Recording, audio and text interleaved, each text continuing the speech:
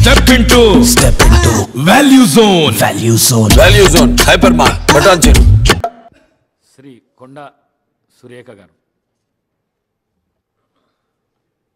అధ్యక్ష, ఈరోజు ఈ శాసనసభకు మూడవ తెలంగాణ శాసనసభకు ఏకగ్రీవంగా మీరు స్పీకర్గా ఎన్నికైన సందర్భంగా ముందుగా మీకు శుభాకాంక్షలు తెలియజేస్తా ఉన్నాను. ఈ ఎన్నికకు సహకరించిన అన్ని పార్టీల నేతలకు, అదేవిధంగా మన ముఖ్యమంత్రి రేవంత్ రెడ్డి గారికి ప్రత్యేక ధన్యవాదాలు తెలియజేస్తూ ఉన్నాను. ఈ ఎన్నిక ద్వారా కాంగ్రెస్ పార్టీ మళ్ళీ ఒకసారి దళిత పక్షపాతి అని నిరూపించుకున్నది.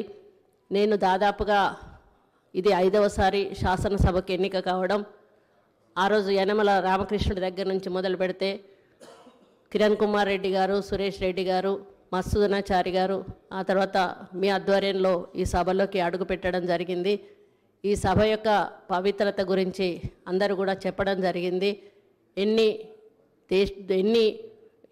ఒకరి మధ్యలో ఒకరు ద్వేషాలు ఉన్నా ఈ సభలోకి వచ్చిన తర్వాత అందరం కూడా ప్రజల కోసం, ప్రజల సమస్యల కోసమే మాట్లాడాల్సింది. ఈ సభలో ఎన్ని వాదోపవాదాలు జరిగినా, ఎన్ని దూషణలు చేసుకున్నా కూడా ఈ సభ తలుపు దాటంగానే అందరూ కూడా శాసనసభలో ఒక స్నేహిత భావంతో ముందుకెళ్తారు. మరి ఈ శాసనసభ యొక్క పవిత్రత గురించి ఒక చిన్న ఉదాహరణ చెప్తాను అధ్యక్ష. ఆ రోజు మైసూరారెడ్డి గారు ఈ శాసనసభలో ఉన్నప్పుడు నేను శాసనసభ్యురాలుగా ఉన్నాను. ఆయన చైన్ స్మోకర్ అధ్యక్ష. ఆయన ఈ గడప దాటాడంటే స్మోకింగ్ చేసేవాడు, లోపలికి వచ్చినప్పుడు స్మోకింగ్ ఆపేవాడు. మేము మహిళా శాసనసభ్యురాలందరికీ కూడా ఆ రోజు నేదులమల్లి జనార్దన్ రెడ్డి గారి భార్య రాజలక్ష్మి గారు తినడానికి ఏమైనా తెచ్చేవాళ్ళు. అందరం కలిసి శాసనసభలోనే అవి తినేటప్పుడు అయినా సీరియస్గా మా దగ్గరికి వచ్చి, అమ్మ ఈ సభకు ఒక గౌరవం ఉంది, దీనికి ఒక ప్రతిష్ట ఉంది, సభ లోపల ఇలాంటి కార్యక్రమాలు మీరు చేయకూడదు, మీరు తినాలనుకుంటే బయటికి వెళ్ళి తినండి అని ఆయన ఆదేశించేవారు అధ్యక్ష. అటువంటి పవిత్రత ఈ శాసనసభకు ఉంది. కాబట్టి ఇప్పుడు ప్రతిపక్షాలు మాట్లాడినట్టుగా, మరి అధికార పక్షాలు మాట్లాడినట్టుగా మీరు ఈ సభకు ఒక తండ్రి లాంటి వాళ్ళు. అదేవిధంగా నాలాగా ఒక ఎంపీటీసీ స్థాయి నుంచి, ఎంపీపీ స్థాయి నుంచి ఈరోజు స్పీకర్ స్థానానికి రావడం మామూలు విషయం కాదు అధ్యక్ష. మీరు మీ బాధ్యతలను అందరూ కోరినట్టుగా నిష్పక్షపాతంగా నిర్వహించి ఈ శాసనసభకు ఒక హుందాతనాన్ని ఇస్తారని ఆశిస్తూ ఉన్నాను అధ్యక్ష. మామూలుగా పదవితో కొంతమందికి వన్నె వస్తుంది, కానీ మీ పదవితో మీరు పదవికి వన్నె తెస్తారని మీ వ్యక్తిత్వంతో నేను ఆశిస్తూ, మీ ద్వారా ఈ శాసనసభ మంచి సాంప్రదాయాలతో, మంచి ఆలోచనలతో ముందుకెళ్ళి ప్రజా సమస్యల పరిష్కార దిశగా నడవాలని కోరుకుంటూ సెలవు తీసుకుంటూ మళ్ళీ ఒకసారి మీకు శుభాకాంక్షలు తెలియజేస్తున్నాను అధ్యక్ష. మూడవ తెలంగాణ శాసనసభ యొక్క సభా అధ్యక్షుడిగా గడ్డం ప్రసాద్ కుమార్ గారిని ఈ శాసనసభలో కాంగ్రెస్ పార్టీ, భారత రాష్ట్ర సమితి, అదేవిధంగా సిపిఐ, ఎంఐఎం పార్టీలు ప్రత్యక్షంగా మద్దతు పలికి ఏకగ్రీవంగా ఎన్నిక కావడానికి, అదేవిధంగా భారతీయ జనతా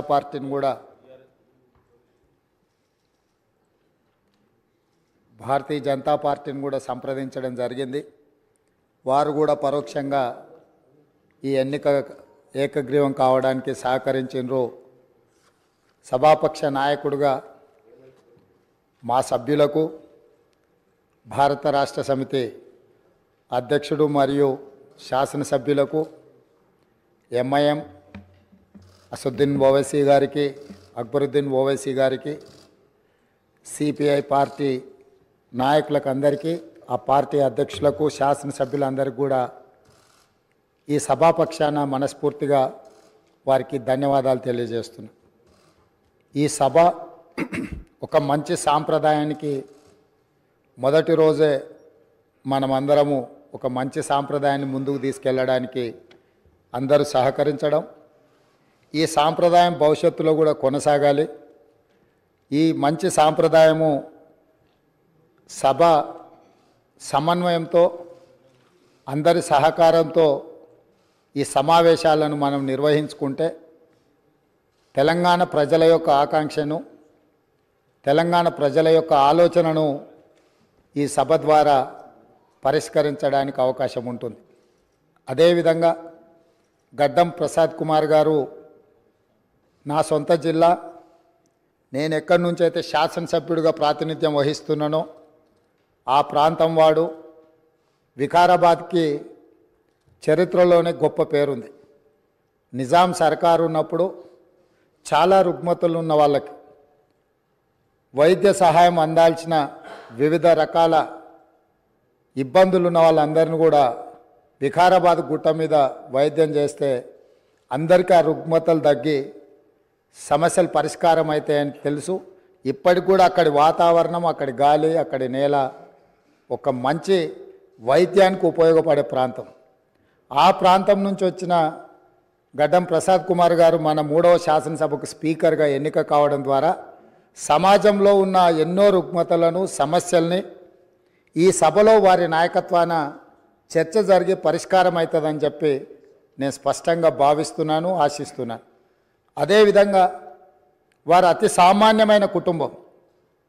వెనుకబడి చిన్న వయసులోనే తండ్రిని కోల్పోయి కుటుంబ బాధ్యతను తీసుకొని 8 మంది సోదరీమణుల మధ్యలో ఒక్కడుగా చిన్న వయసులోనే కుటుంబ బాధ్యతను భుజాల మీద వేసుకొని 8 మంది ఆడపడుచులను సమన్వయం చేసుకుంటూ సమాజంలో కుటుంబం యొక్క గౌరవాన్ని నిలబెడుతూ ఏ లోటు రాకుండా సోదరీమణులందరినీ కూడా ఈ రోజుకు, ఆ రోజు నుంచి ఈ రోజు వరకు సమన్వయంతో ముందుకు తీసుకెళ్తున్నాడు. అంటే ఉమ్మడి కుటుంబం ఎలా ఉండాలి, ఉమ్మడి కుటుంబంలో కుటుంబ సభ్యులకు ఉండే సమస్యల్ని వాళ్ళు అడగక ముందే గుర్తించి పరిష్కరించడం తెలిసింది అని అంటే ఈ శాసనసభ కూడా స్పీకర్ గారి కుటుంబం.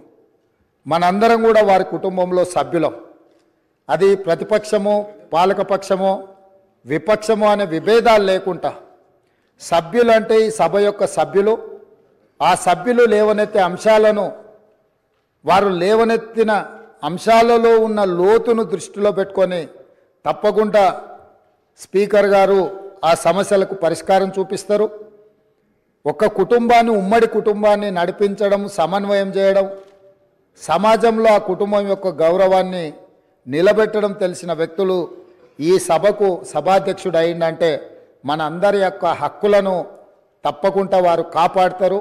అదేవిధంగా వారు రాజకీయ ప్రస్థానం, స్థానిక సంస్థలు ఒక ఎంపీటీసీగా వారి రాజకీయ ప్రస్థానం మొదలయ్యి అక్కడి నుంచి వారు ఎంపీపీ అవ్వడం, 2008 ఉప ఎన్నికలలో శాసనసభ్యుడిగా ఎన్నికవ్వడం, 2009లో తిరిగి వారు శాసనసభ్యుడిగా ఎన్నికవ్వడం, తర్వాత వారు మంత్రిగా సేవలు అందించడం, హ్యాండ్లూమ్ వీవర్స్కి వాళ్ళకున్న లోన్లు కానీ లేకపోతే వాళ్ళ సమస్యలను పరిష్కరించడంలో క్రియాశీలక పాత్ర పోషించడము, వారు మంత్రిగా ఉన్నప్పుడు వికారాబాదును శాటిలైట్ టౌన్గా గుర్తించి కీర్తిశేషులు పెద్దలు జైపాల్ రెడ్డి గారు అర్బన్ డెవలప్మెంట్ మినిస్టర్గా ఉన్నప్పుడు ఢిల్లీకి వెళ్ళి వారితో మాట్లాడి వికారాబాద్ పట్టణాన్ని శాటిలైట్ టౌన్గా గుర్తించి 2200 కోట్ల రూపాయలు మంజూరు చేయించి అక్కడ అభివృద్ధి కార్యక్రమాలను ముందుకు తీసుకెళ్ళి ఆ రోజు వారు అక్కడి ప్రజల యొక్క సేవలో వారు ముందున్నారు.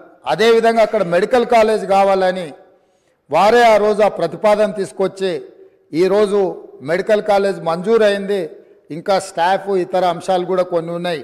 వారే అక్కడి నుంచి ఆదేశాలు ఇచ్చి తప్పకుండా ఆ సమస్యను పరిష్కరించడమే కాకుండా అప్పా జంక్షన్ నుంచి వికారాబాద్ మన్నగూడ చౌరస్తా వరకు రోడ్ వైడనింగ్ విషయంలో కానీ వీట్లల్లో కూడా వారు ప్రత్యేకమైన చొరవ చూపించి ప్రాంతం యొక్క అభివృద్ధిని వారు ఎప్పుడూ మర్చిపోకుండా, వారు ఎన్నికలలో గెలిచిన ఒకవేళ ఫలితాలు వారికి అనుకూలంగా రాకపోయినా వారు ఎప్పుడు కూడా ప్రజలకు దూరంగా ఉండలేదు.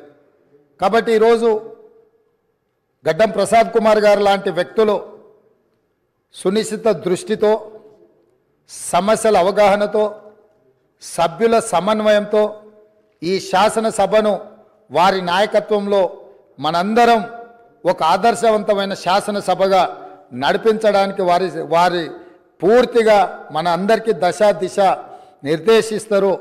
వారిని మనస్ఫూర్తిగా ఎంపీటీసీ నుంచి శాసనసభాపతిగా ఈరోజు ఈ బాధ్యతలు నిర్వహించే వరకు వారి యొక్క రాజకీయ ఎదుగుదల కావచ్చు, ప్రజా సమస్యల పరిష్కారంలో కావచ్చు, వారి యొక్క కృషిని అభినందిస్తూ నేను ఏ ప్రాంతం నుంచి అయితే శాసనసభ్యుడిగా ఎన్నికైనానో మా ప్రాంతానికి సంబంధించిన శాసనసభ్యులే ఆ ప్రాంత నివాసే వికారాబాద్ జిల్లా ఒకప్పుడు డాక్టర్ మర్రి చెన్నారెడ్డి గారు ఆ ప్రాంతం నుంచి వచ్చి దేశ రాజకీయాలలోనే అత్యంత క్రియాశీలక పాత్ర పోషించారు.